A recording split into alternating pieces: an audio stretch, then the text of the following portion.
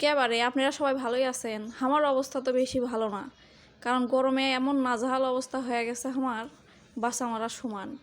অন্যদিকে সূর্যি মামা যে এত পরিমাণ তাপমাত্রার বাইরে দিছে, ভাগ্নিরা যে কালো হয়ে যাচ্ছে, চেয়ারার যে করুণ অবস্থা হয়ে যাচ্ছে, এইদিকে কোনো লক্ষ্যই করিচ্ছে না।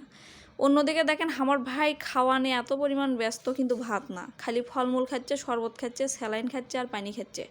ভাই করছে খালি ভাতও যদি খাই খালি শাকসবজি দিয়ে খামো, তাছাড়া মাছ মাংস হাতই দেবো না। মাছ মাংস খাইলে বেঁচে থাকা সম্ভবই না, তাই খালি সবজি খামো আর ফলমূল খামো। তোমরা যদি পাও সগলি খালি ফলমূল খাও, সবজি খাও আর পানি খাও, তাছাড়া বেঁচে থাকা সম্ভবই হবি না।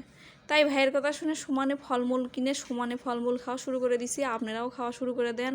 আর পারলে সূর্য মামাকে না কন তাপমাত্রা কমাবার। আমি অনেক বুঝাচ্ছি, অনেক করছি, কিন্তু কমিচ্ছে না। ঘামতে ঘামতে অবস্থা এমনি খারাপ হয়ে যাচ্ছে। সবাই মিলে যদি রিকোয়েস্ট করেন তাহলে আনা শুনতে পারে। আচ্ছা, ভালো থাকেন। একেবারে।